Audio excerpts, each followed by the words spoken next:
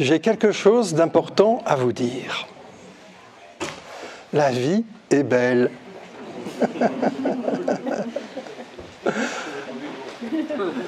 Voilà, c'est à peu près tout ce que j'ai à vous raconter. Ouais. Bien, au revoir. Donc, n'oubliez pas d'acheter des plans, de passer à la buvette. Et il y a Damien qui dédicace ses livres. Il y a exactement un an, à la même période, j'étais avec un groupe d'amis dans la forêt de la Massane, dans les Pyrénées orientaux. Vous avez entendu parler de cette forêt ? La forêt de la Massane, c'est une des plus anciennes forêts que nous ayons en France métropolitaine.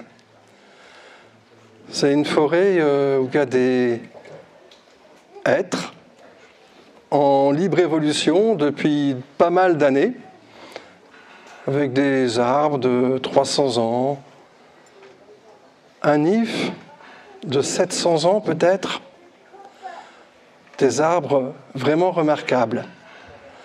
Cette forêt, normalement, n'est pas accessible aux humains, parce que les humains qui y vont ont l'habitude d'y mettre leur marque. Un petit tas de bois pour faire un petit feu, des feuilles qu'on débarrasse pour pouvoir y mettre sa tente, et des tas de choses, simplement de passer. Il y a une partie où il y a un sentier de randonnée qui traverse la forêt de la Massane. Ceux qui prennent ce sentier de randonnée trouvent une forêt en très piteux état. Simplement par le fait que des humains passent là-dedans, dans un milieu qui est au bord de l'effondrement. C'est impressionnant de voir tous ces êtres qui, depuis 10 ans, font ce qu'on appelle une descente de cime. C'est-à-dire que toute la partie haute se dessèche et la partie basse survit. C'est troublant de voir que dans cette forêt, du bois mort s'amoncelle de tous les côtés et qu'on a l'impression qu'il y a plus de morts que de vie dedans. Et tout ça, c'est troublant. Nous, on aime bien que tout soit bien propre, bien nettoyé. On aime bien que nos voies de passage soient pas dangereuses, qu'on ne soit pas trébuché sur quelque chose, que tout soit propre devant nous. Il y a des tas de choses qu'on aime bien et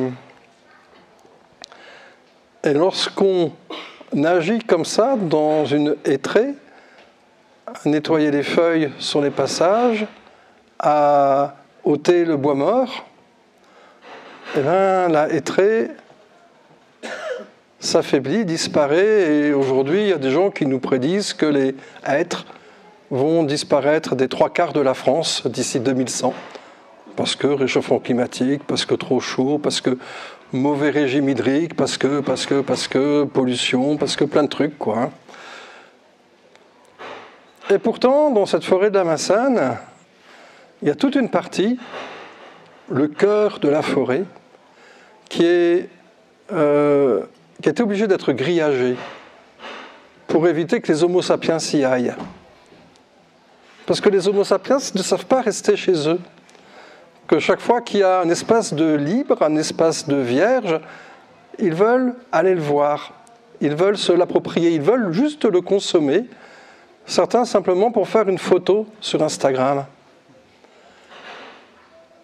Et quand, par bonheur, j'ai pu avoir la chance de pénétrer dans cette zone-là, avec la directrice de cette forêt, Diane, une femme extraordinaire, cette forêt qui est sous la gestion du Muséum d'histoire naturelle, tant elle est patrimoniale et importante, une forêt dans laquelle on trouve le tiers de la flore française, dans laquelle on trouve une diversité d'insectes, de champignons, de bestioles inouïes, dans laquelle la loutre est visible, même en plein jour, quand les humains n'y vont pas. Et bien dans cette forêt, en fait, on n'y retrouve plus du tout les codes de ce que nous appelons une forêt, avec des grands arbres très hauts, savez, on a hérité cet art de faire pousser du bois de la marine. Toutes les forêts sont gérées encore à la façon dont des ingénieurs des temps anciens, un gars qu'on appelait Colbert, a appris à gérer des forêts pour faire du bois pour la marine, avec des arbres, avec des fûts très hauts, très droits, avec du bois dans lesquels il n'y ait pas de nœuds, parce que ces nœuds, vous savez, quand on comprend bien qu'un bateau en bois, s'il y a des nœuds qui foutent le camp dans la mer, ça fait des voies d'eau. Une certaine qualité de bois, et que ce bois-là est devenu un bois précieux, puisqu'il servait à faire la guerre. Et que les autres formes de bois n'ont plus droit au chapitre, ou tout au moins à faire des copeaux ou des plaquettes pour nos chaudières, parce que malgré le fait qu'on ait de plus en plus d'énergie renouvelable, on en consomme encore de plus en plus et que nos besoins énergétiques semblent sans fin. Et que dans cette forêt de la Massane, aucun arbre n'est droit. Tous les arbres sont creux, tous les vieux en tout cas.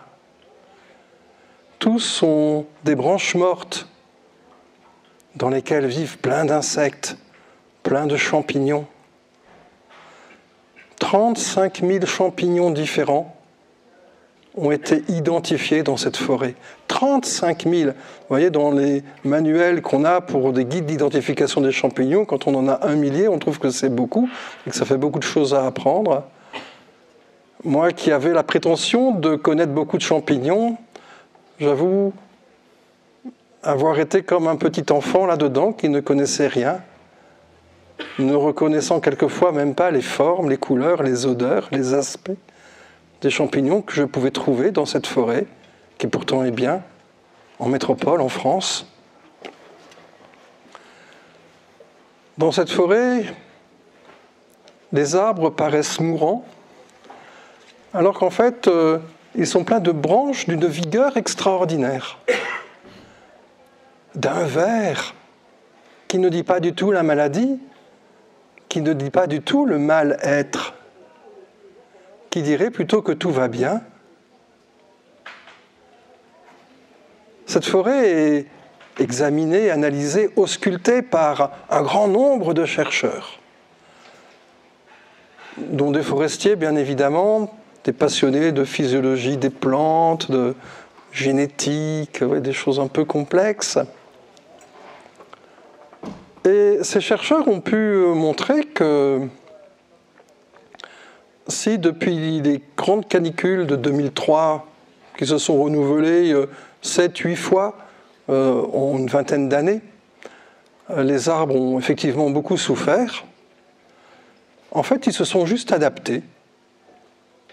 Que s'ils avaient une canopée gigantesque capable de transpirer une grande quantité d'eau, vu que la pluie donne 2 fois moins d'eau, de façon tellement irrégulière qu'elle part tout de suite à la mer et qu'elle n'est plus retenue par le sol parce qu'elle tombe trop vite et trop violemment, que les arbres ils peuvent continuer de vivre, mais avec 2 fois moins de végétation. Et que c'est pour ça que certaines branches meurent, mais en dessous, l'arbre ne meurt pas et il reprend comme pris d'une nouvelle vigueur.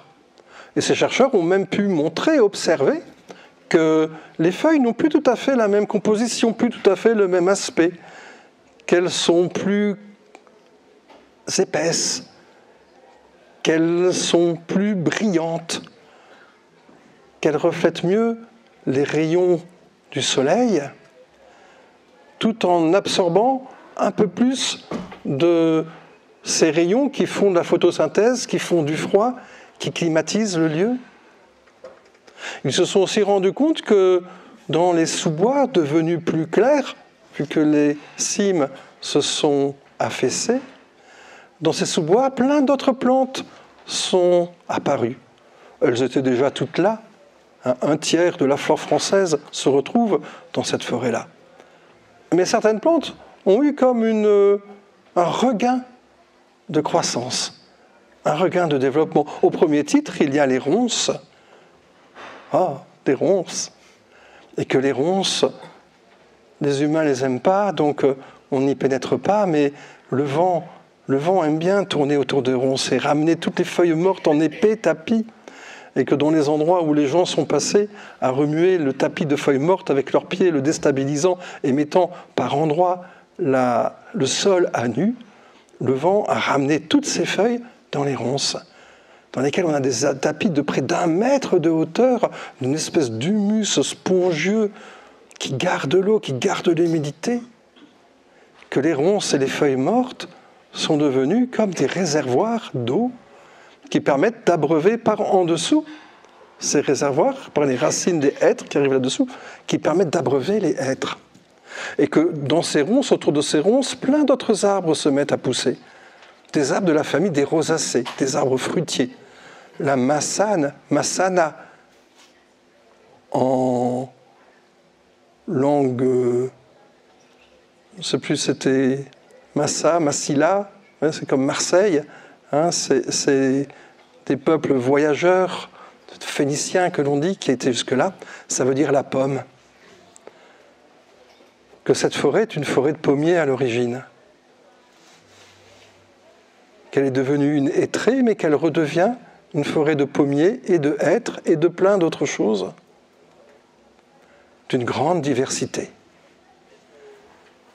Qu'autour de ces pommes, qu'on ne voit pas encore revenir, mais par contre les cormiers et les sorbes sont déjà là, abondamment, il y a quelques pommiers sauvages, on comprend qu'il y a tout un cycle qui se met en place. Tout un cycle qui répare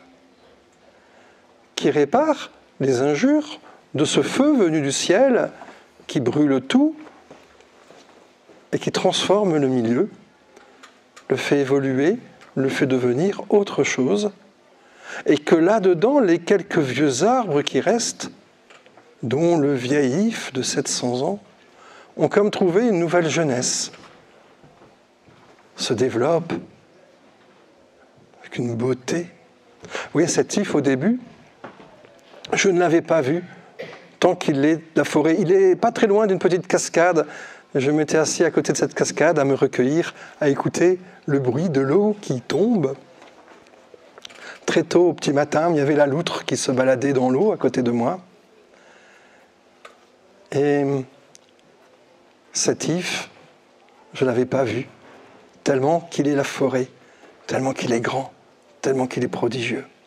Et c'est l'après-midi, accompagné d'une experte en la matière qui venait me montrer les arbres remarquables de la forêt de la Massane, que je suis revenu avec elle à cet endroit et que j'ai pu voir que j'étais à côté d'un if, mais qui est tellement grand que je n'avais pas vu, que son tronc est tellement énorme, tellement noueux, tellement minéral, que je l'avais presque pris pour un rocher, et que noyé dans tout le reste de la végétation.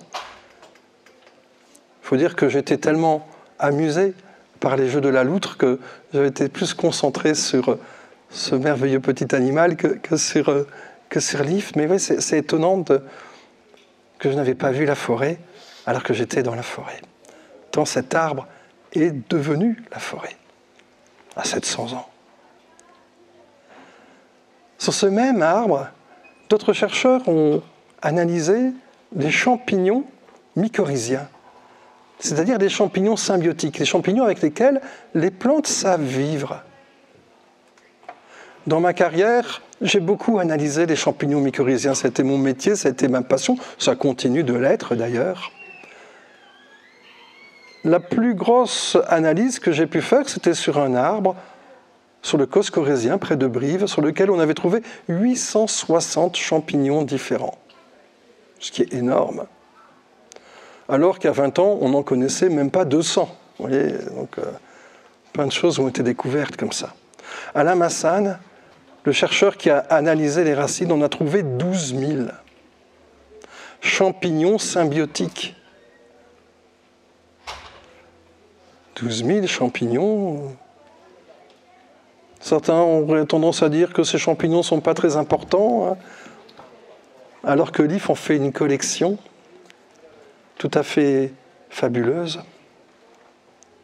Encore un autre chercheur a démontré cette chose surprenante, que lorsque vous mettez juste un champignon dans un milieu où il y a beaucoup à manger, ce champignon va prendre tout le milieu et va tout consommer.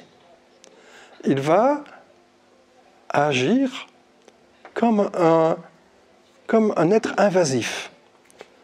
Il va prendre toute la place. Là-dedans, vous mettez juste un deuxième champignon. Le premier champignon, de toute la puissance qu'il a déjà acquise dans ce milieu, va complètement détruire ce deuxième champignon. Là, alors que le deuxième champignon est en train de se faire détruire, vous en mettez un troisième, de nature différente.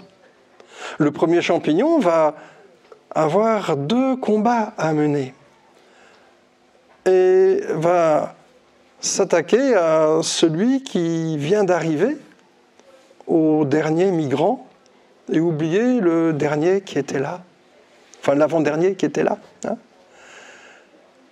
Et vous en mettez un 4e, et un 5e, et un 6e, et que plus il y a de diversité, mieux les champignons vivent en paix. Et chaque fois qu'un nouvel être arrive, les champignons s'efforcent de l'intégrer plutôt que de le rejeter. Vous voyez, il y a quelque chose qui commence à se passer dès le 3e individu, qui commence à dire la coopération, alors que rien ne permettait de prédire que ça allait bien se passer, alors que le premier champignon qui était arrivé s'était fait rejeter, le deuxième déjà a obligé l'invasif à être plus sociable, et ainsi de suite. Et qu'à la Massane, sous cet if, il faut 12 000 champignons. Chaque fois qu'un oiseau venu du sud vient se poser, et que dans ses excréments se trouve un petit peu d'un autre champignon qui vient d'un endroit plus aride, d'un endroit plus en difficulté que chez nous, d'un endroit plus sec, d'un endroit plus austère, où pourtant il y a quelques arbres qui portent la vie. Et puis de ces arbres, il y a quelques petits vers de terre, pleins d'espores, pleins de ces champignons mycorhiziens, parce que les vers de terre mangent de la terre, et que le petit oiseau, le petit passereau, le petit rossignol, un rossignol, ça fait 7000 km et ça ne pèse que 27 grammes. Que le dernier petit ver mangé par un rossignol, si ce rossignol se pose sur cet if vénérable, le plus grand, le plus beau, le plus majestueux, le plus haut, sur cette plus haute branche que le rossignol vient chanter, et vient y déverser son petit guano, et bien au pied de l'if, tous les champignons sont prêts à accueillir les nouveaux champignons présents dans ce guano et d'enrichir cette collection. Et le résultat de tout ça est qu'au niveau du sol de la forêt de la Massane se crée un prodige qui fait qu'avec tous ces êtres différents, le vivre ensemble est devenu la norme, que toute cette forêt ne fonctionne que comme un seul et même organisme où tout s'équilibre et où tout vit. Dans nos critères, on va dire survivre, ces arbres qui ont perdu la moitié de leur hauteur. On ne sait pas expliquer comment, mais un chercheur qui étudiait ce qu'on appelle l'épigénétique, c'est-à-dire la façon dont les gènes du être s'expriment en fonction de leur milieu. On avait entendu parler des travaux, relatés par Francis Salé, justement, des travaux qu'un arbre est une colonie d'arbres, en fait, un arbre coloniaire, que chaque branche peut avoir une expression génétique différente, que l'arbre s'adapte en permanence aux évolutions de son milieu.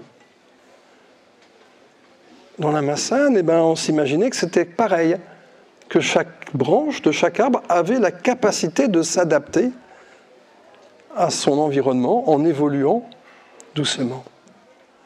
Mais là, ce qu'on a observé, c'est que la première année, certes, où le gars a fait ses mesures, après la canicule de 2022,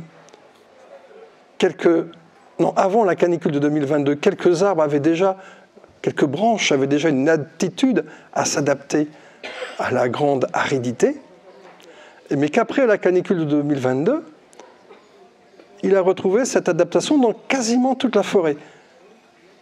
Ce qui semblait contredire les théories anciennes. Il pense avoir fait une erreur, il a refait toutes ces mesures pour reconfirmer qu'effectivement, toute la forêt a appris à s'adapter au réchauffement climatique. Et qu'aujourd'hui, tous les plants sont en train d'évoluer ensemble. Le mécanisme, moi qui aime les champignons, j'imagine que ça se passe par les champignons, mais si ça se trouve, c'est tout autre chose. Le mécanisme qui fait que ça se produit, nous ne le connaissons pas, mais certains l'ont mesuré, certains l'ont observé. Que de la diversité naît l'adaptabilité. Et que d'un être pas très glorieux, une petite plante toute chétive, peut naître quelque part une nouvelle propriété.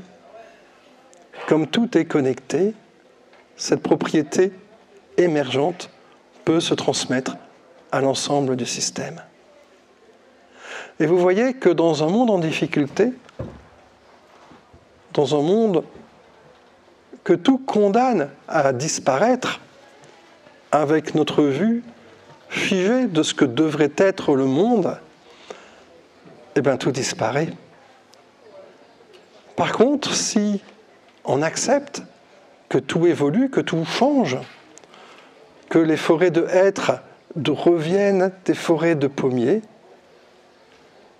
eh bien là, peut-être que les choses vont s'adapter et que les quelques pommiers, quelques ronces, quelques autres plantes qui seront là permettront à quelques êtres de toujours bien vivre. C'est curieux de voir que chez nous, en Limousin, quand le hêtre pousse, c'est toujours monospécifique. Il est tout seul. Il n'y a pas d'autres plantes avec lui. Au point qu'on ait l'impression que le hêtre est une plante dominante, dominatrice. Ça tient jusqu'au moment où des êtres meurent, où ils font leur descente de cime. Mais ça n'arrive jamais dans nos forêts gérées, parce que dès qu'un arbre fait sa descente de cime, on s'imagine que la pourriture va dévaloriser le bois, donc on va l'exploiter, on ne va pas le laisser vieillir, on ne va pas le laisser évoluer. Mais que dans ces forêts où le bois évolue, eh bien on voit apparaître d'autres plantes en dessous. Lorsque le bois meurt, l'énergie contenue dans ce bois qui se décompose peut faire émerger quelque chose de différent. En Limousin, on l'a vu arriver dans un petit bois, le bois du Chat à côté de Tarnac, ou dans une vieille hêtraie, toute mal fagotée aux valeurs commerciales dérisoires, dans des êtres de 200 ans, mourants, alors qu'ils sont bien vivants. On a vu apparaître plein de nouvelles plantes d'une forêt miniature qui ne faisait que 30 ou 40 cm de haut, mais de plein d'arbres fruitiers. Des sorbiers, des poiriers, des cormiers, des alisiers. Bien sûr des ronces. Plein d'autres plantes également. Mais ça, c'était jugé sans intérêt, parce que dans le plan de gestion, pourtant simplifié, était marqué que c'était une hêtraie. Alors que les choses évoluent, peut-être que nous aurions intérêt à faire comme ce que le muséum a fait avec la forêt de la Massane, c'est-à-dire de sanctuariser des lieux juste pour voir comment la nature s'y prend pour réparer nos bêtises.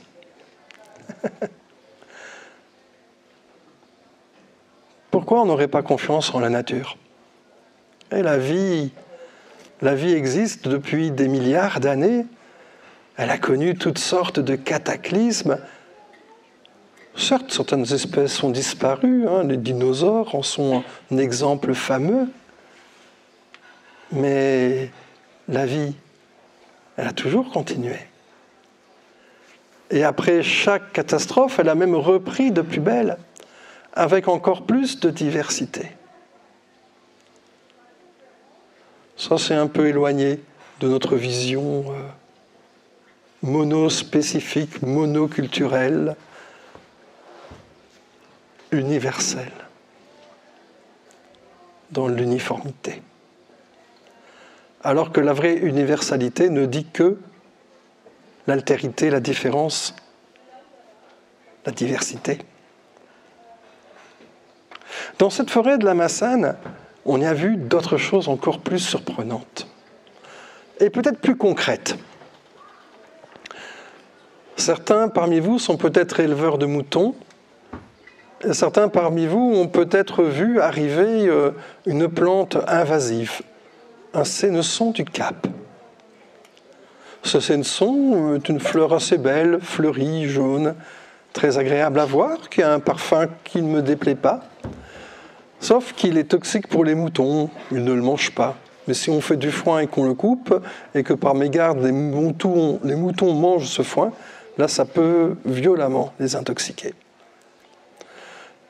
Aujourd'hui, les seules préconisations sont l'arrachage, la destruction, voire le désherbage chimique des endroits où ce sénesson tueur de moutons est apparu.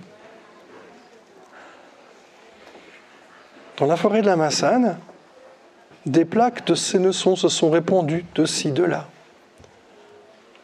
C'est posé une grande question. Est-ce qu'on doit les laisser ou est-ce qu'on doit les couper? Et à cette question, Diane et son équipe, donc la directrice de la forêt et son équipe ont décidé de laisser faire et de ne pas couper les sénessons et de bien voir comment les choses allaient évoluer. Grand bien leur en a pris. Car dans la forêt existait un petit papillon aux ailes plumeuses d'une délicatesse infinie. Et ce petit papillon a trouvé dans le sénesson du Cap une nouvelle nourriture.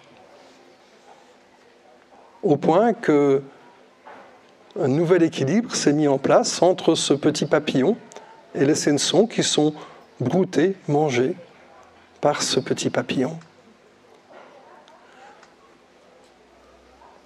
Donc, la solution biologique qui permettrait de rentrer le sénesson dans nos écosystèmes existe en France, dans une forêt qui est juste au-dessus de ces immenses zones où des gens élèvent beaucoup de moutons et font aussi du très bon vin. Ils sont là, mais pourquoi est-ce qu'ils ne descendent pas, ces papillons, jusque chez nous? Pourquoi est-ce qu'ils n'arrivent pas ailleurs, partout où ces sénessons s'est développé?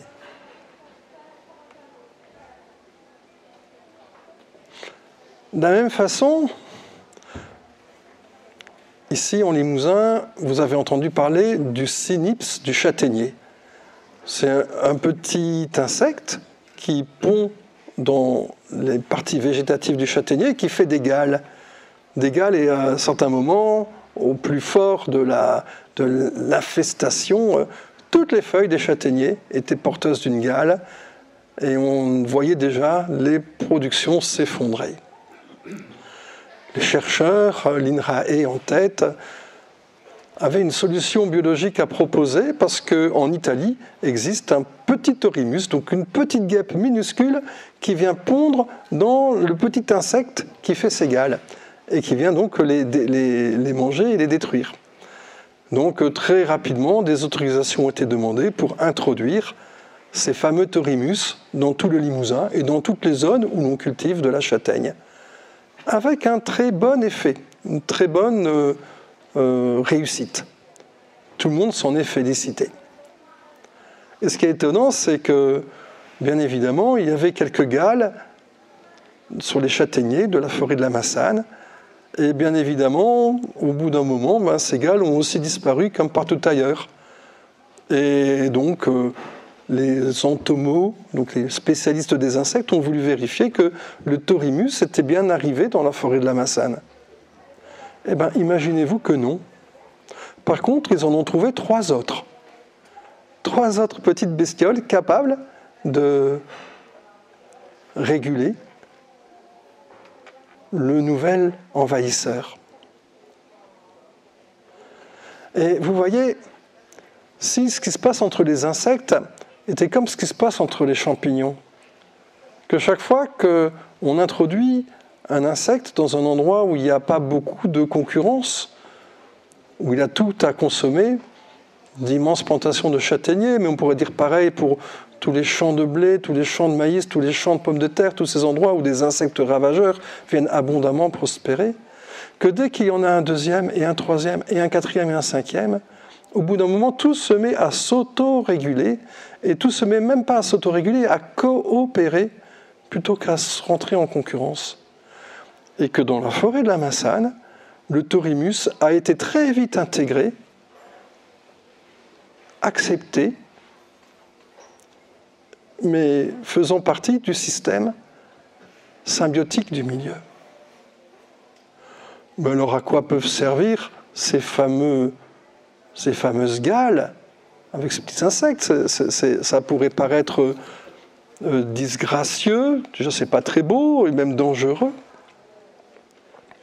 Et bien voilà ce que l'on a découvert. Que lorsque ces petits cynips piquent les feuilles de châtaignier, le châtaignier réagit assez violemment en développant toutes sortes de stratégies pour favoriser sa propre immunité, se soigner lui-même contre cet envahisseur. Sauf que l'envahisseur, il sait piloter en partie le génome du châtaignier. C'est le cas de tous les petits insectes qui font des gales. Donc la réaction du châtaignier est à peu près inefficace pour combattre le petit insecte. Voyez. Par contre, tout ce qui permet à la plante de se réparer, de prendre soin, de soigner les plaies de ce ravageur, tout ça devient présent dans la plante. Résultat de l'opération, quand on mesure certains des éléments qui donnent de l'immunité aux plantes, comme le resveratrol, le transresveratrol, il se trouve que les châtaigniers en sont blindés lorsqu'ils sont attaqués par le thorimus. Ça veut dire que ces châtaigniers-là sont mieux adaptés au réchauffement climatique, aux lésions que peuvent apporter les éléments climatiques qu'un qui ne serait pas attaqué. Et que finalement, en se laissant attaquer, mais en étant intégrés, les châtaigniers sont devenus plus résistants que ceux qui n'étaient pas attaqués. Mais rappelez-vous, dans ce monde de mycorhizes aussi sophistiqué que celui qui existe dans cette forêt, eh bien, une partie de ces produits-là peuvent être transmis d'arbre à arbre et par là même soigner les autres arbres, les autres plantes qui sont autour d'elles. Et qu'en fait, un petit parasite du châtaignier s'avère être un médicament pour le hêtre qui pousse juste à côté. Que dans ce que l'on dit maladie, dans ce que l'on dit envahisseur, dans ce que l'on dit prédateur, dans ce qu'on dit ravageur, il y a d'autres choses plus subtiles qu'on voit qu'après coup, qui nous déconcertent, certes, mais qui montrent que nos écosystèmes sont d'une sophistication dont on n'a même pas idée. Et que c'est peut-être pour ça qu'il faut avoir l'humilité de ne pas pénétrer dans certains des lieux sauvages, riches, pleins de diversité. Les permaculteurs appellent ça la zone 5. Hein? Ouais. Mais je te regarde, Damien. La zone 5. Qu'à l'échelle du département de l'Aude, où se trouve cette forêt-là, il y a une zone 5+, qui est une espèce de refuge pour plein d'autres zones 5, que seront toutes les forêts-jardins, tous les lieux dans lesquels nous essayons de vivre et dans lesquels nous avons tous une attention aiguisée, aiguë, pour laisser plus de place à la diversité. Et que si nos lieux se ressemblent par leur diversité, ils vont devenir des endroits où vont être hébergés de plus en plus d'animaux, de plus en plus d'insectes, de plus en plus d'oiseaux, et faire que ce qui se passe dans la Massane depuis des milliers d'années commence à se passer dans nos propres jardins, mais que nos propres jardins peuvent se mettre à jour beaucoup plus vite, parce que la forêt de la Massane existe déjà. Et qu'il y a un endroit sur Terre, enfin au moins en France, où est conservée toute la diversité de ce qui peut être la résilience de nos systèmes de demain. Et ça m'a fait comprendre quelque chose d'assez énorme. C'est que pour que la Terre fonctionne bien, quand je dis la Terre, c'est la planète Terre, il faudrait qu'il y ait à la fois ce que les scientifiques appellent des hotspots de biodiversité, des endroits où il y a beaucoup de vie, et à la fois des corridors biologiques qui relient ces lieux les uns aux autres. En France, ça a pris sous le vocable des trames vertes, des trames bleues, des attentions particulières qu'on doit avoir pour permettre à toute la vie de circuler le long des cours d'eau, dans certains trames vertes, des endroits où il y a de la végétation et où il n'y a pas trop d'obstacles humains pour que les animaux puissent bien passer. Que ça, c'est un peu pris en compte dans la législation, pas encore bien pris en compte dans le cœur des gens. On voit ça comme une contrainte. Encore un truc que l'État veut nous imposer, de faire des trames. Il faut dire que la première trame verte qui fut imaginée lorsque la France a signé le protocole de Nagoya, je crois que c'était, qui sanctuarisait justement tous ces lieux-là. Protocole de Nagoya, c'était Jacques Chirac, un corésien, qui avait signé ça. Et lui, il avait pris, on va faire une haie, un grand corridor à la française. Et donc, il a fait la méridienne verte, une grande ligne droite qui coupe la France en deux, de haut en bas, et qui aurait dû devenir un grand corridor vert. Mais bon, il n'y a que les panneaux sur le bord des routes, et je pense qu'il y a peu de gens qui ont réellement eu une attention particulière à ce que cette zone-là, ce corridor-là, d'une ligne droite d'un jardin à la française, que pourrait être toute la France, que ça puisse se développer. Bon, ça n'a pas été suivi d'effet. J'y avais participé à l'époque, et on avait fait un bon repas partagé, je m'en rappelle encore. Il était bien arrosé. Mais ce corridor vert, cette trame verte, cette diagonale verte, je ne sais pas comment, méridienne plutôt, voilà. Nous, on a en faire des diagonales, à le faire aller dans tous les sens. Voilà.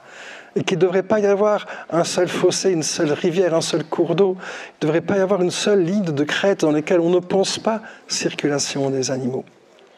Ça, pour laisser passer la vie, laisser évoluer, que ce petit papillon merveilleux qui est en train de brouter les fleurs du Cap, les sénessons du Cap, que ce petit papillon puisse se diffuser partout où ce sénesson se développe, y compris en Corrèze, y compris en Limousin, et qu'il nous faudrait un grand corridor qui nous unisse à ce hotspot de biodiversité-là, que s'il avait existé, on n'aurait pas eu besoin de faire venir des cynips d'Italie pour venir régler le problème du cynips du Châtaignon limousin, qu'il y en avait qui étaient présents en certains endroits, mais qui n'ont pas pu se diffuser parce que sur une île déserte, une île coupés du reste du monde par un désert, et là-bas dans l'autre, des déserts de vignes, dans lesquels il n'y a que de la vigne et de la terre aride, ou des garrigues entretenues par le feu. Des trucs dont les animaux ne vont pas sortir de là. Sauf dans des cas particuliers. Notamment au printemps et à l'automne, lors des grandes migrations des oiseaux. Rappelez-vous de ce petit rossignol qui fait 7000 km entre son site d'hiver et son site d'été. Que si Bernard de Ventadour en Limousin chantait le rossignolet, que sur la plus haute branche un rossignol chantait, que si ce rossignol était l'emblème des troubadours, il a été quasiment exterminé de notre région, qui pourtant n'est pas réputée pour sa grande intensivité. Par contre, c'est appauvri de la diversité de ses jardins, de ses potagers. C'est appauvri de ces zones de luxuriance qui entouraient toutes les maisons autrefois, mais aujourd'hui, nos pelouses sont devenues des déserts, nos plantes sont devenues ornementales. Un arbre fruitier qui ne serait pas récolté serait un arbre mal utilisé, donc on préfère les couper que de les laisser donner leurs fruits à la nature. Ça attire les guêpes et les frelons, vous comprenez ? Que toutes ces choses-là, en fait, ont disparu de nos paysages. Je n'ai pas pris la peine de regarder les statistiques de recensement de 1912 qui a eu lieu sur toute la France, mais sur la partie corrézienne où j'habite, il y avait 10% de la surface du territoire du COS où j'habite qui était classée en verger et 20% en plus qui étaient classés en vignes. Et les vignes, c'était des jouales, donc pleines d'arbres fruitiers avec des cultures de légumes entre les rangs de vignes. C'était des endroits d'une très grande diversité dans lesquels plein d'oiseaux pouvaient exister. Et qu'aujourd'hui, tout ceci a disparu sur l'autel de la rationalité, de l'efficacité, de la performance, qui montre là ses limites. Je vais prêcher la contre-performance. C'est pas ça que je voulais dire, mais même si c'est un peu à la mode aujourd'hui pour ceux qui suivent un peu les travaux d'Olivier Hamon, tout à fait remarquable, mais je veux prêcher la diversité, l'altérité, tout ce qui vient d'ailleurs, tout ce qui peut venir nous rejoindre. Si à Brive, c'est pas loin d'ici, donc on s'attend en 2040 à ce que Brive ait le climat de Barcelone. Qu'est-ce qu'on fait pour que la végétation de Barcelone arrive jusque chez nous ? Bien évidemment, je crois qu'il y a des croqueurs de pommes parmi nous. Bien évidemment, nous avons tout un patrimoine important qu'il convient de sauvegarder, mais qu'il convient aussi de diffuser. Que si aujourd'hui la cramoisie de Gascogne, cette pomme du pays gascon, a du mal à pousser en Gascogne, elle pousse merveilleusement bien dans mon jardin, plus au sud, plus au nord plutôt, plus en altitude que la Gascogne. Qu'on a à apprendre de ce que les uns et les autres voient évoluer chez eux, qu'on a aussi à laisser faire, à ressemer abondamment des graines dans nos haies pour que de nouveaux arbres puissent s'adapter, puissent naître, adaptés aux nouvelles conditions d'existence, mais qu'on peut aussi faire migrer des choses de plus au sud, des endroits où il fait plus sec, mais aussi des endroits où il fait plus humide, parce qu'on voit que ça peut être inondé aussi à de grandes périodes de l'année, qu'il nous faut plus de diversité pour que l'adaptation puisse se retrouver. Le monde de demain ne ressemblera pas au monde d'aujourd'hui. J'ai participé à un petit groupe de travail en Suède. dans le sud de la Suède, où il y a quelques zones un peu calcaires, elles sont rares, mais dans lesquelles on y plante des chênes truffiers, de la truffe noire du Périgord, dans lesquelles les cèpes commencent à venir également. Et que la poêlée de cèpes, ou la brouillade aux truffes, dans quelques décennies, sera peut-être une spécialité de Laponie. Et que nous, ce sera quoi nos spécialités? Vous les connaissez déjà. Il suffit d'aller à Jardiland. La réaction ne s'est pas fait attendre. Hein.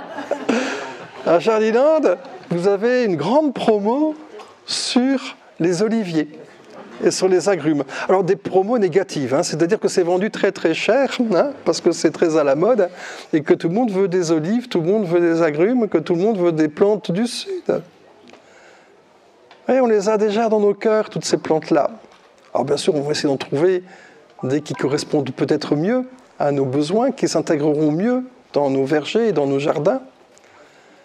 Mais que déjà, il y a comme une attirance que nous avons pour ce qui vient du Sud. Des palmiers. Tout le monde veut un palmier. D'ailleurs, j'étais au Pays Basque là, il y a quelques semaines, et au Pays Basque, alors, là, ils en sont... alors, c'est l'indigestion des palmiers. Voilà. Non, on est dans une oasis saharienne, c'est plus le Pays Basque. Hein. C'est dans le Pays Basque, vous voyez là, des choses qui viennent. Ils ont créé un groupement de producteurs de thé. Il y a déjà suffisamment de producteurs de thé pour en faire un groupement de producteurs. Du thé vert du Pays Basque, aromatisé au piment d'Espelette peut-être.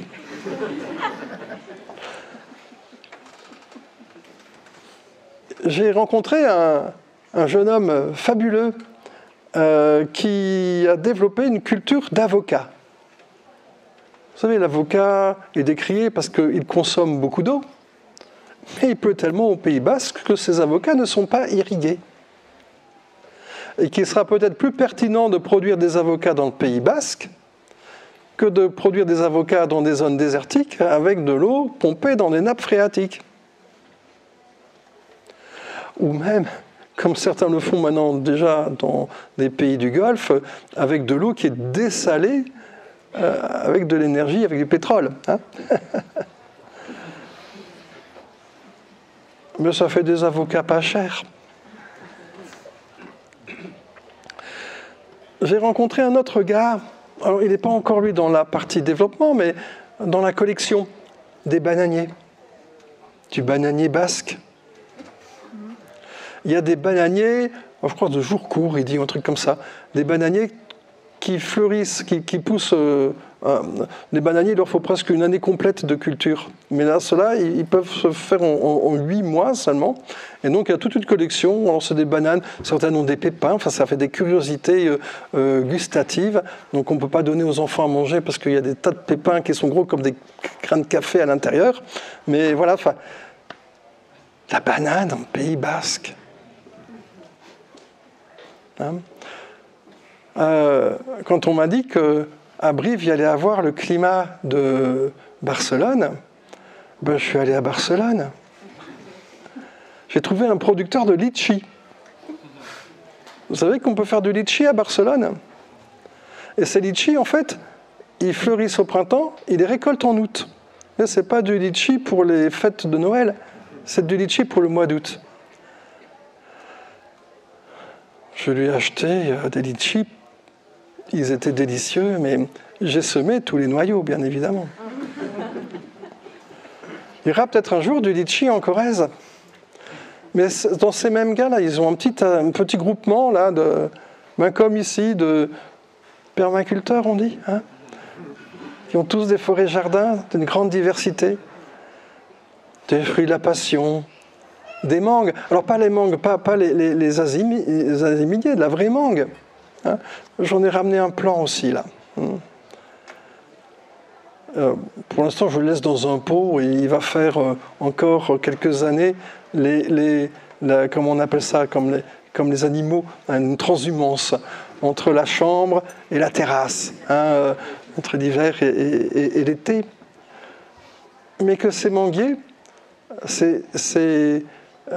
les anones aussi, voyez, sont cultivés en pleine terre, en situation non abritée, c'est-à-dire pas sous plastique, à côté de Barcelone. Voyez, la diversité. Dans ce qui change, qui est troublant, je crois qu'il y a un Bordelais, là, je le vois. Dans le Bordelais,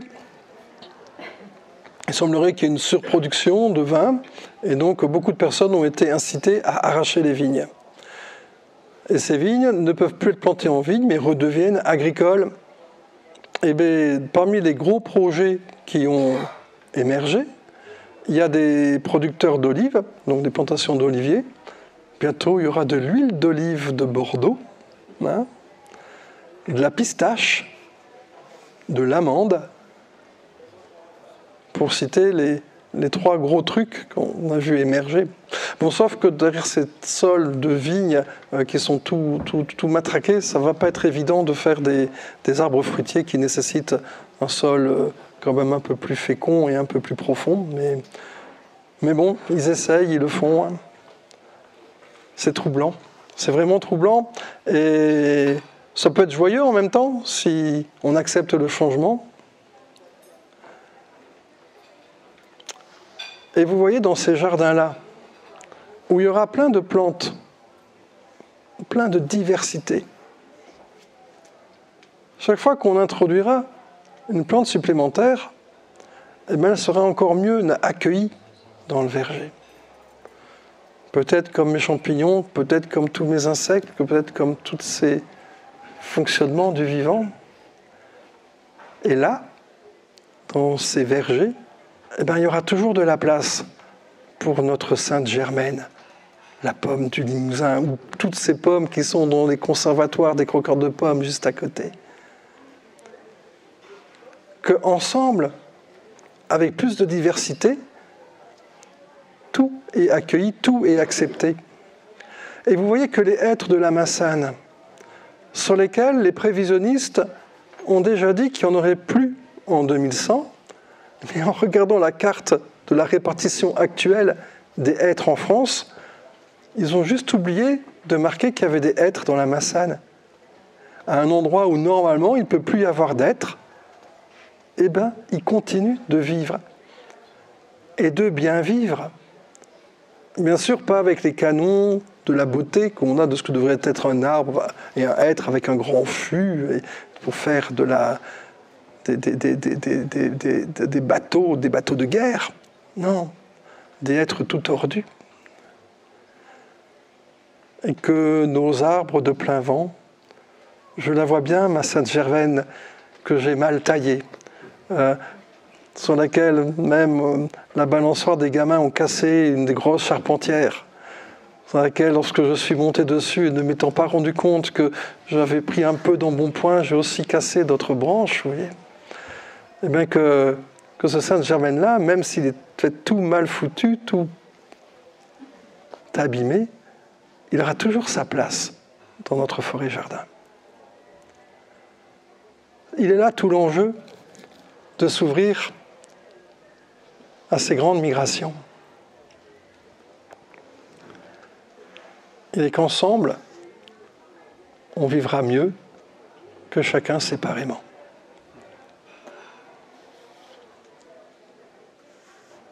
Je ne veux pas faire de politique là, mais il faudra l'expliquer à certains.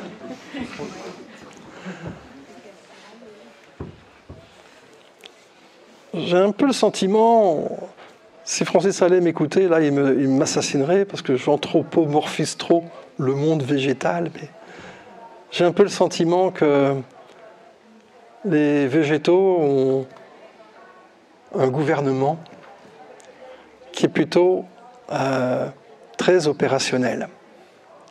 Un gouvernement qui me paraît très anarchique parce qu'on ne voit pas de chef. Par contre, on y voit des sages. le vieil if de la Massane. On y voit des arbres qui ont beaucoup de connaissances. Et de connaissances, donc ils connaissent beaucoup d'individus autour d'eux, qui en ont vu passer, des petits jeunes qui ont poussé et qui se sont fait manger par le cerf ou par le chevreuil. Il en a vu, des vertes et des pas mûres. Il a beaucoup de connaissances, mais il a aussi beaucoup de tout ce que sa longue vie lui a permis d'accumuler en biodiversité. Alors accumuler, c'est pas du consumérisme là, parce qu'en fait, le vieil if, il est nourri. Il les garde pas prisonniers. Il nourrit, il offre jusqu'à 40% de sa sève pour nourrir la diversité de tous les êtres microscopiques qui sont sous ses racines. Oui, c'est énorme. C'est comme si nous, on avait une TVA à 25% qu'on ferait passer à 40% pour nourrir tous les êtres les plus faibles et les plus inutiles, indistinctement, de façon à ce que tout le système fonctionne bien.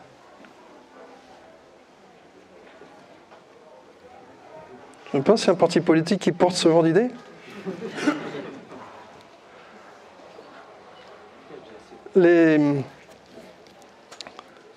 Et pourtant, ça marche. Et pourtant, ça permet de passer des crises extraordinaires et même de réaliser des miracles. Parce que, au dire des scientifiques, la forêt de la Massane ne peut pas exister. Les êtres qui sont là-bas vivent déjà en dehors des limites dans lesquelles ils pourraient vivre normalement. Et ça, c'est aussi un merveilleux message d'espoir. Parce que, quels sont ceux qui, ici, font de la permaculture ou ont une forêt-jardin ?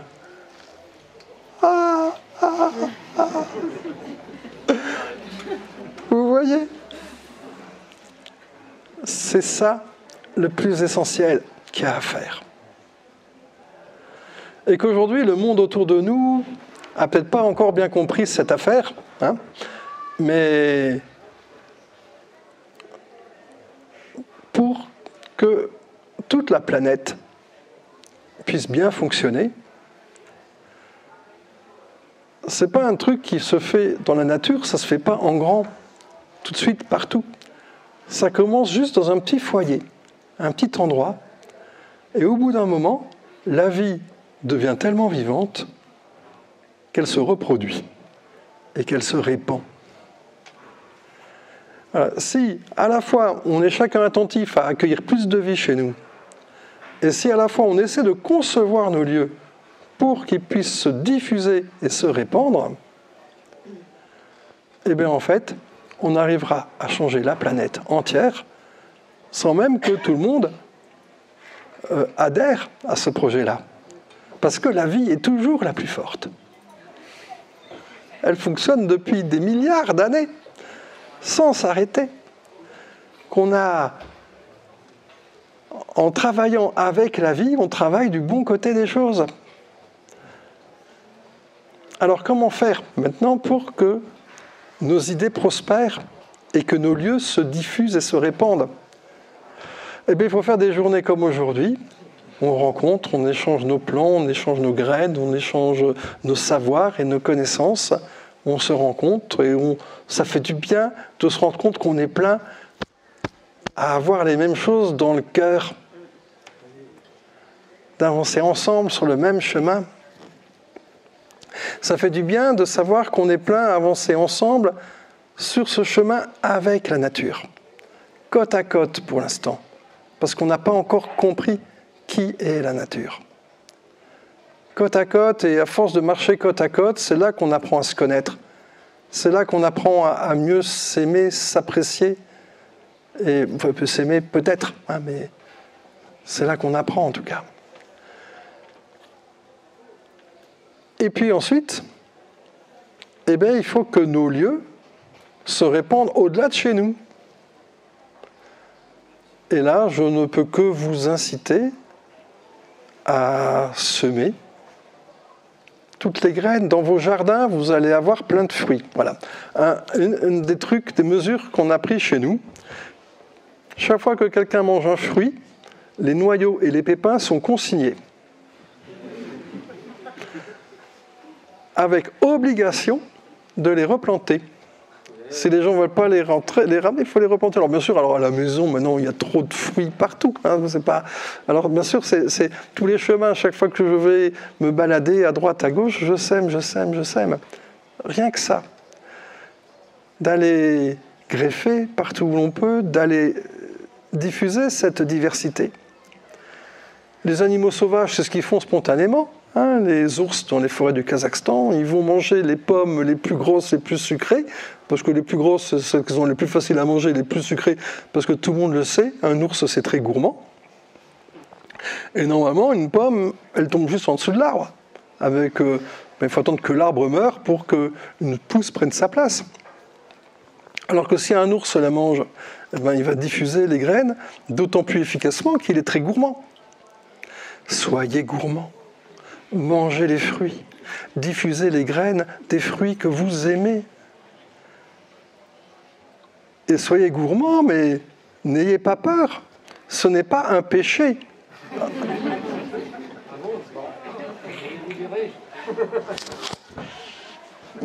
En ce moment, on n'a pas d'évêque. Je peux dire toutes les bêtises que je veux. Le péché. Il faut semer toutes ces graines. Si les arbres dépensent tellement d'énergie pour produire toutes ces graines, c'est pour quoi? C'est pour nous embêter avec des trognon de pommes ou avec des cailloux dans les dents, enfin des graines, des noyaux dans la bouche. Non, c'est pour qu'on les sème. Et semez d'abord ce que vous aimez. Comme ça, le monde, il sera comme vous aimez. Juste faire ça, vous voyez. Sur les chemins où vous vous baladez. Il y a certains chemins autour de chez moi qui vont chez des amis. Il y a des gens qui sont dans le cœur. Et en été, quand je vais chez eux, je peux arriver chez eux avec les fruits que j'ai récoltés le long du sentier. Simplement parce que ça fait 20 ans que je fais ça. Et si je me dis que si, dans la nature, quelque part, en ce moment, on sait, sur les abricotiers, ils ont assez de mauvaise posture à la maison. Il y a une espèce de chancre qui se met dessus, qui fait qu'ils ont du mal à prospérer, mais que nécessairement, il existe quelque part un autre champignon, un autre insecte, une autre bestiole qui va permettre de trouver la bonne place, que ce chancre ait la bonne place qu'il doit avoir dans mon jardin. Eh bien, que s'il y a des abricotiers tout le long, eh bien, certes, mon chancre va pouvoir se diffuser partout, mais tout ce qui va être bon va aussi pouvoir venir plus vite. Et comme dans la nature, il y a plus de choses de bonnes que de choses de pas bonnes, les champignons pathogènes représentent moins de 0,05% des champignons existants. Et tous les autres, s'ils ne sont pas symbiotiques, ils sont commensaux, c'est-à-dire qu'ils vivent de façon complètement neutre. Donc en fait, il y a très peu de pathogènes. Et il y a tellement de choses qui sont positives. Donc à ne pas vouloir que le positif vienne, ou d'avoir peur que le négatif sorte, eh bien, en fait, on se prive de tant de merveilles. C'est ce qu'a fait Diane dans sa forêt de la Massane, en disant on ne touche pas au senson, on le laisse prospérer dedans et la solution est arrivée. Donc j'ai bon espoir qu'une solution arrive, pour peu qu'on soit suffisamment à vivre dans le même fantasme, le même rêve en tout cas, et qu'on essaie ensemble de construire ce monde auquel on rêve. En tout cas, moi je rêve, je ne sais pas à quoi vous rêvez vous, mais il y a dans nos rêves des choses qui doivent nécessairement se ressembler. Voilà, et qu'on est sur bonne voie pour réaliser tout ça. Vous voyez, la vie est belle, mais d'une façon que je n'avais même pas imaginée au moment où ça s'est révélé à moi que la vie était belle. Que chaque fois que j'étais au fond du trou, chaque fois que c'était compliqué pour moi, pour plein de raisons différentes, bien sûr, au moment où on est dans le fond du trou, on ne trouve pas que la vie est belle du tout. Hein. Après coup, on se dit philosophe, oui, voilà, Aujourd'hui, ce que je crois, c'est que, et c'est vraiment une croyance, hein, ce que je crois, c'est que il y a quelque chose de bien plus beau que tout ce que je peux vivre, que ce qu'on peut vivre avec la nature. Quelque chose de bien plus beau qui dit que la nature est bonne. Elle existe depuis des milliards d'années, que cette loi de la jungle qui voudrait que ce soit le plus fort qui gagne est juste une loi que se permettent les espèces invasives qui ne sont pas ouvertes à ce que leur vie se retrouve remplie de migrants qui viennent de plus au sud quand ça se réchauffe ou de plus au nord quand la terre se refroidit. Hein.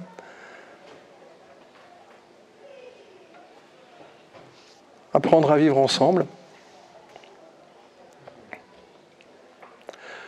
Alors peut-être ce que pourraient être les bases, du moins de là où j'en suis aujourd'hui, hein, les bases de cette façon de vivre ensemble. Alors, quand je dis ensemble, c'est humain et nature réunis.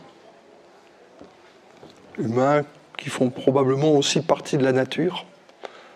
Certains voudraient qu'on ait des origines extraterrestres. Je ne sais plus quoi penser de tout ça. Mais moi, je crois qu'on est très terrestre, très terrien. On habite la Terre.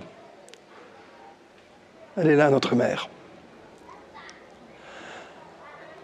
Le premier élément qu'il faudrait avoir en tête, c'est toujours se souvenir que le tout est plus grand que les éléments séparés. Que déjà, quand on est deux, toi et moi, s'il y a une relation entre nous, eh bien, c'est déjà un troisième élément qui naît. La relation, c'est déjà une émergence de quelque chose d'autre, quelque chose qui dit toi, qui dit moi et qui dit nous.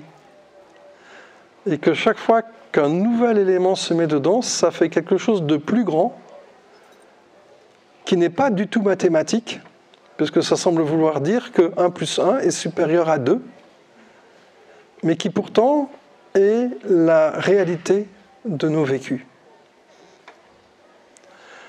Le deuxième élément, c'est de tout le temps favoriser la diplomatie à la lutte.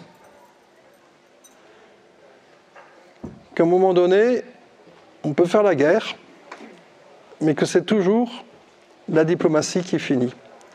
La diplomatie dans le potager, hein, ça veut dire, il y a des pucerons ou des limaces qui ravagent mes semis de salade, mais qu'à un moment donné, il faut juste que j'accepte ça et que j'apprenne à mieux connaître mon puceron ou mes limaces pour essayer de mieux répondre à leurs besoins. Et qu'en faisant ça, d'apprendre tous à mieux vivre ensemble, humains et limaces. Bon, pour les limaces, ceux qui me suivent savent que je fais partie du merveilleux collectif dans lequel je suis encore trop seul des amis des limaces, mais que je suis en train d'écrire un livre. Hein, alors un livre qui ne va pas être édité parce que je pense qu'il n'intéressera pas grand monde, sur mon nouvel ami, merveilleux ami, qui s'appelle le mildiou. Ah. Un jour, peut-être, je vous raconterai. Et je vous ferai peut-être pas, mais des amoureux du mildiou, mais je le suis devenu. Tout le temps privilégier la diplomatie à la lutte, à la guerre. Le troisième élément, c'est le temps. Que le temps l'emporte toujours sur l'espace. On aime bien faire des choses qui vont vite. C'est ce qu'on appelle, nous, efficacité. Mais qui sont absolument inefficaces à l'échelle de la vie. C'est un des grands principes de la permaculture de privilégier les choses petites, mais qui se cumulent dans le temps et qui se consolident par elles-mêmes. Qu'on a le temps, en fait. On est tous quelquefois trop émotionnés, je ne sais pas si ça se dit, par l'urgence de la catastrophe environnementale et climatique. Mais qu'à l'échelle de la vie sur Terre, on a réellement le temps. Et on a surtout le temps d'essayer de bien faire le peu que l'on peut faire tout seul, enfin de chez soi. Quand on le fait ensemble, c'est mieux, mais on a le temps. Que le temps l'emporte tout le temps sur l'espace, sur ce qui se passe dans l'espace. Et puis le quatrième grand principe, beaucoup de gens me disent « Ouais, Hervé, qu'est-ce que tu fais encore de la recherche aujourd'hui ?» Eh bien, je ne fais plus de la recherche de la même façon, parce que j'ai compris ce quatrième principe qui est que la réalité l'emporte sur l'idée. La réalité. Qu'aujourd'hui, on veut changer le monde, et on a l'impression qu'on le sait parce qu'on regarde les vidéos de Damien Decazes. Ouais, j'ai un pote qui sait changer le monde, donc on va changer le monde. Ouais, c'est chouette, quoi. Voilà. C'est bien, des choses sont vraiment transmises, sont vraiment réalisées que lorsqu'elles sont transmises. Et donc Damien, il est en train de se réaliser parce qu'il transmet ce qui se fait. Voilà. Mais vous, ça n'a aucun intérêt que vous transmettiez du Damien Decazes, voyez. Ce qui a d'intérêt, c'est ça le principe de réalité, c'est que vous réalisiez vous-même des choses, mais surtout que vous les transmettiez à d'autres. C'est comme ça que notre projet ne peut que se diffuser. Dans les quelques personnes qu'on peut prendre par la main, ou quelquefois quand on a le talent de Damien d'avoir des millions, enfin des milliers, des centaines, je sais pas, milliards de personnes qui le suivent sur YouTube, quoi. Ça permet de semer des graines, mais c'est pas ça qui fait pousser des graines. Ce qui fait pousser des graines, c'est que chacun d'entre vous le fasse pour de bon. La réalité, elle est plus importante que l'idée. On peut avoir toutes les idées qu'on veut, et on est même tellement formé à nous conformer à nos idées que souvent on attend, on voudrait avoir conçu dans sa tête un système complètement génial et que ça marche tout de suite, que ça marche comme ça. Alors quelquefois on ne veut pas le faire parce qu'il faut continuer à apprendre, il faut continuer. Oui, c'est bien continuer à apprendre, mais ce qui est encore mieux, c'est d'apprendre en le faisant. Hein, en le faisant. Donc voilà, vous voulez changer le monde, eh bien, changez-le. C'est aussi simple que ça. Voilà. Petit témoignage d'une petite dame que j'ai rencontrée hier qui était émotionnellement dans un état un peu compliqué et qui était ravie, enchantée de regarder les vidéos de Damien. Et comme ça, elle disait « Mais je suis partagée entre deux trucs, là, c'est que j'aime bien l'entendre parce que ce qu'il dit, c'est bien, c'est doux, c'est juste, ça fait du bien. Mais dès que je l'entends, je veux aller le faire dans le jardin. » Voilà. Et donc, elle était tiraillée entre rester devant son ordinateur et aller dans son jardin. C'est un bon tiraillement, vous voyez. Parce que la réalité des choses, c'est qu'en mettant la main dans la terre, alors que elle a vécu un drame, en mettant les mains dans la terre, ça lui a redonné confiance en la vie. Vous voyez, au fond du trou, tout au fond du trou, à chaque fois, on trouve la terre. Elle ne nous abandonne jamais. Ayez confiance en elle. vous verrez, là aussi, vous trouverez que la vie est belle. Voilà.